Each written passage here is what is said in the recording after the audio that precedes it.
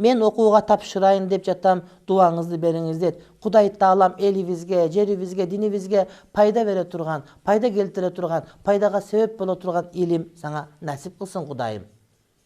Андан кийинкиси, урматтуу бир тууганым, балам динчил, бирок мага колу тиет, сизди пайгамбардын шариаттын жолу менен жүрөт деп ойлойм деген окшойт. Албетте суроону этеге келбей калып, урматтуу бир тууганым, кандай балаңыз динчил, сизге колу тиет?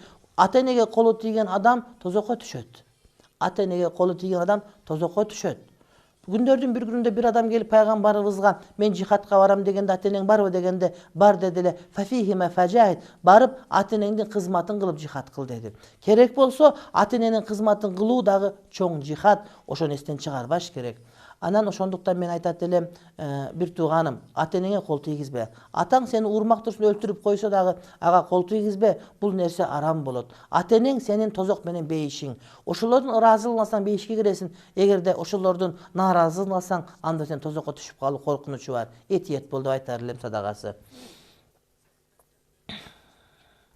Акыйда деген эмне, аны эмне үчүн өткөрөт дейт? Акыйда эмес, акыйка деген дейт. Акыйка дегенибиз бул ошол жандын шүгүрү, Кудай Таалам перзент берсе, Кудайга шүгүрчүлүк айтып өткөрүлө турган түлөө Кудайы деген тамак, ошондой тамак, ошону шариятыбызда бар маселе. Эркек болсо 2 кой союп, кыз болсо 1 кой союп, элди чакырып курсак тойгуза турган бир жакшы той деген сөз болот. Аял киши досума нике кыйган же сөзсүз эле эркек молдо нике кыябы рахмат дейт. Астагфирулла, аял киши нике кыйганды биринчи жолу угуп атам. Аял жана ЗАГСта аялдар болчу эле, бирок молдолордун аялдар нике кыйганы кантип аял киши бирөөдөн сурап таттыңбы, кабыл туттуңбу дейт. Аял киши ошентип сураганга шарият кантип уруксат берет?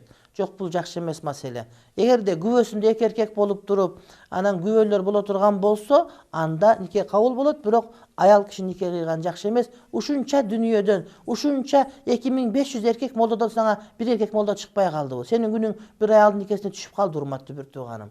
Ушул кылганың жакшы эмес. Кичине намысыңды ойгот. Нике кыйдырганда көрүнгөнгө караган түбүнө нике кыйдыра бербеш керек, урматтуу бир тууганым. Балким ошол никенин шартын берген алымдарга кыйдырыш керек.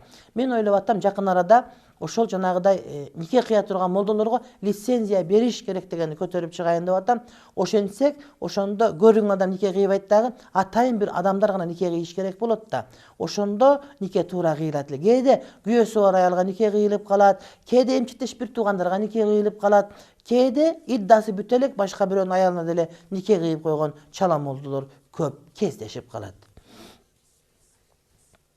Бозо ичсе болобу дейт. Бозо арам дедик тууганым. Бозо арам. Дагы бир жолу айтам, бозо арам. Итке куюп бериш керек. Таксырым нас дара сындырабы дейт. Таксырым нас дара сындырбайт. Эшектин тезеги дагы дара сындырбайт. Никеси жок төрөсөм болобу дейт. Болбойт таксырым эжекеси. Никеси жок төрөгөн болбойт. Күйөөгө тийиңиз. Аюуда болсо эрим бар деп бирөөгө турмушка чыккан болсоңуз, иншалла төрөп алсаңыз, ошону менен бардыгы жакшы болот. Анан өзүңүз дагы зерикпестен бирөөнү жыттап жата бересиз. Мен бир дары ичип жакшы болуп кеттим. Ошол дары менен мендей ооруган адамдарды дарыласам халал болобу дейт. Жок, болбойт. Аны доктор дарыласын. Сен дарылап өлтүрүп албагырың. Сен өлтүрүп алсаң анда күнөөкөр болосуң. Биздин атабыз мас болуп келип каргайт, өтөбү дейт. Өтпөйт мас болуп келип каргаганда, бирок мас болуп келгенде мурда капа кылып койгон болсоңор, ошого каргаса анда өтүп кете бериши мүмкүн.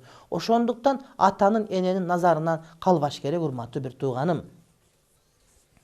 Ассаламу алейкум.